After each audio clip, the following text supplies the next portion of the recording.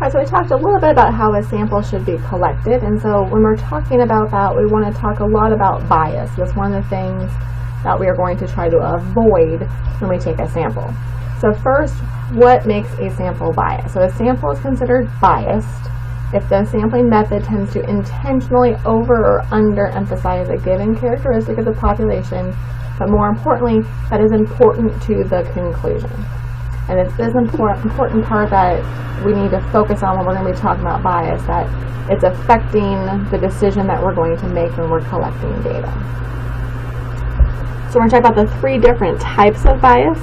The first one is just called selection bias. And so it's just bias associated with how the sample is collected.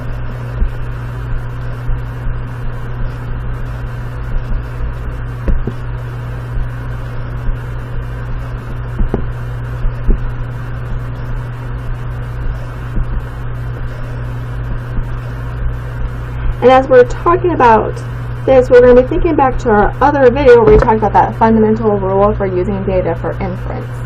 So I suppose you can think that it might be not the best sampling method, doesn't necessarily mean that it's biased. So I'll make sure I give you an example of one that is biased versus one that is not biased. And so as it says, we need to know something that's important to the conclusion. So let's go through an example that would fall in this category. So in my example, suppose that my population is all Boone County residents.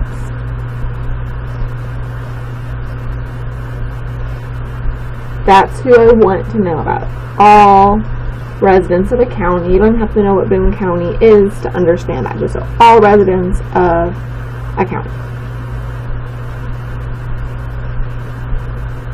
And if my sample is, I only choose non-smokers from Boone County.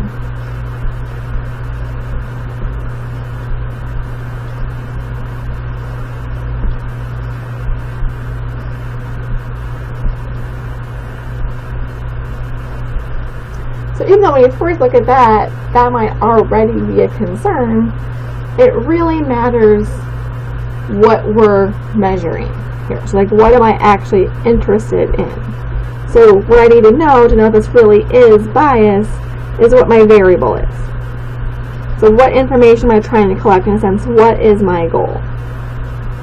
So suppose that we're going to see if they're okay with having a smoking ban.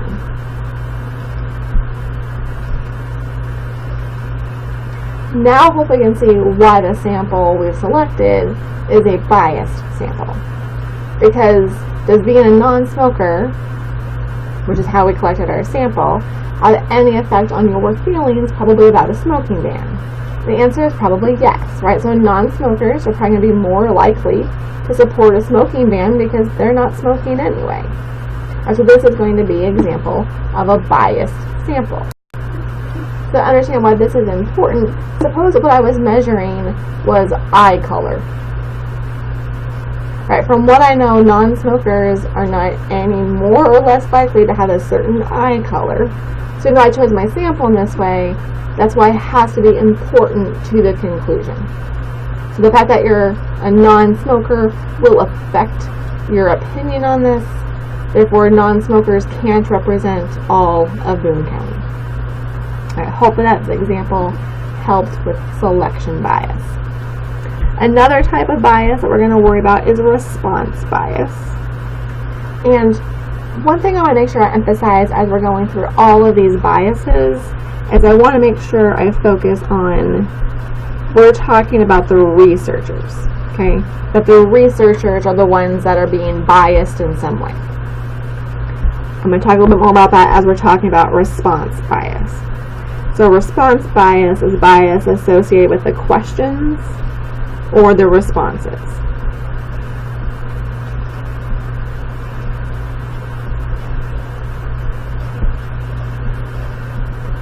Now, when I'm asking someone their opinion, so for example, are they okay with a smoking ban? I expect that people I sample will have an opinion. So basically, they may have a biased outlook on being okay with a smoking ban. That is no bias that I need to be concerned about, right? I expect that people are going to have an opinion. What I need to worry about is if I'm kind of putting any type of bias on to those people. So am I doing something with my question phrasing, or am I doing something to lead toward a certain response? So an example that would fall here. So first, let's understand what my goal is. I want to find out what % of my students like my teaching style.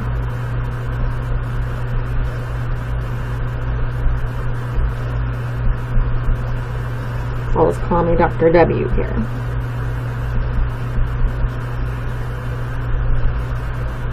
So that might be my goal. Now, a couple of different ways that we could make this bias. I'll call this bias 1. Well, the first way I could bias this is actually with my question phrasing. So I could say,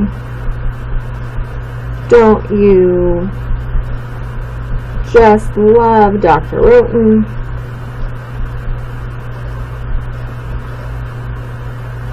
Do you like her teaching style? Now, the reason why this would be biased is it's sort of a leading question.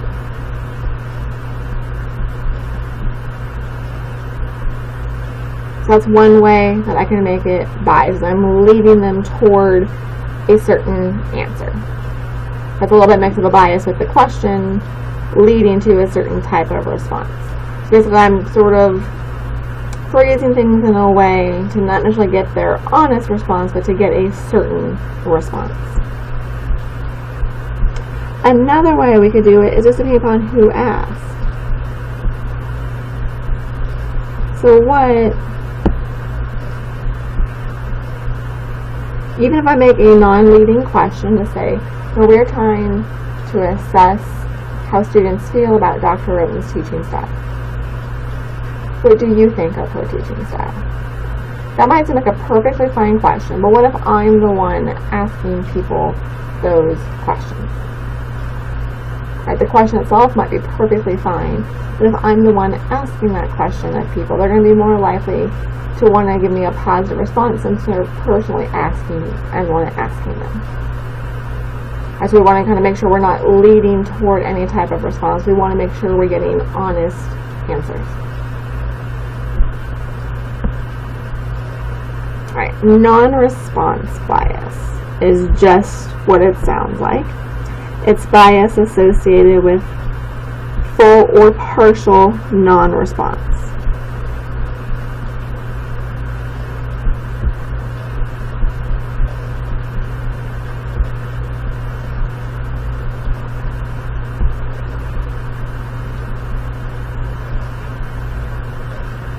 So first, of course, the difference here, so full non-response would mean, like for example, you get a survey in the mail and you throw it away, like right, you didn't respond at all. Versus a partial non-response is maybe there's 10 questions, but you don't answer one. Okay. First big thing I want to write here. And this is something that I will always remind my students of. So non-response is not the same thing as non-response bias. Again, going back up here to my definition that I need to worry about bias is important to the conclusion. Right, that's where bias is going to be in. So what I mean by that is there's always going to be people who don't fill out a questionnaire, who throw it away, who don't answer that phone call, right? Non-response is always going to happen. That doesn't mean that it's a biased non-response. So what's the difference between those two?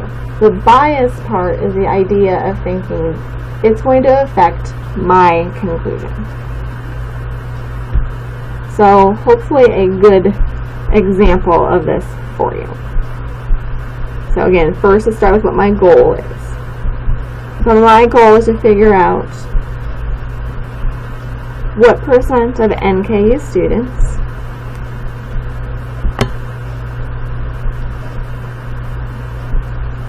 feel overwhelmed during finals week.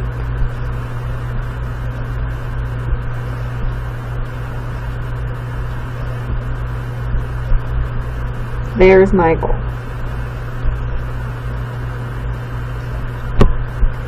How could I get a non-response bias from that? I could ask NKU students to fill out a 30-question survey during finals week. Which, of course, this 30-question survey will include my question, and maybe some other things that we're worried about as well.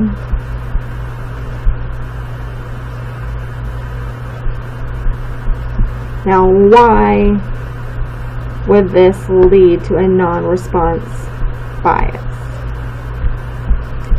So here's the question.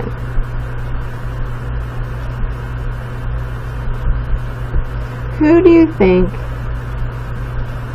is not going to respond to my survey?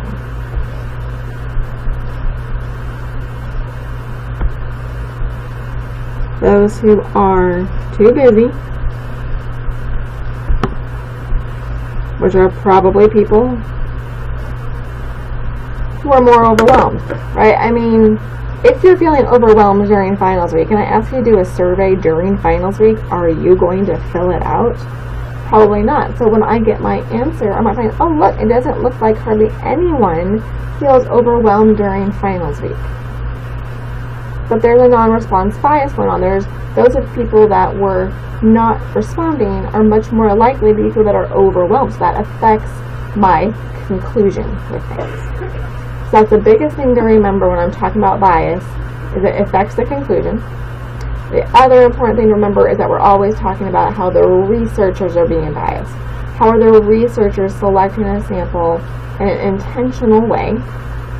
How are researchers intentionally writing a question to be leading or having certain people ask those questions to get a certain response? Or how are the researchers designing things poorly that's going to lead to this non-response bias that's going to affect my conclusion? That's what we need to focus on here.